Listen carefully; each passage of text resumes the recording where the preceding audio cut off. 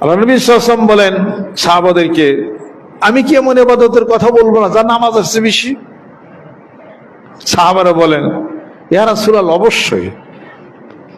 আল্লাহ পাক বলেন, ফাসলিহু যাতা বাইনিকুম, যেরকম তোমাদের পারস্পরিক সম্পর্ককে অটুট রাখো, যার নামাজ আছে বেশি গুরুত্ব।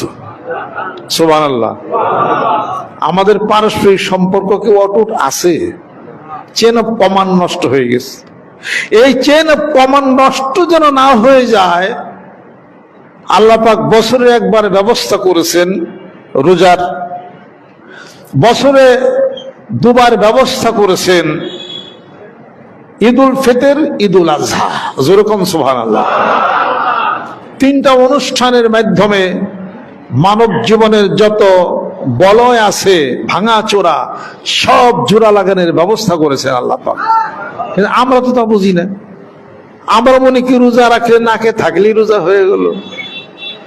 সম মানে বিরত থাকা, বিরত রাখা, নিজের আমিত্ব, নিজের গর্ব, নিজের বরত্ব, যাহা কিছু আছে সব কিছু রোজা মানে দহন, জ্বালাইয়া পরে এটাকে সারখার করে দিতে হবে।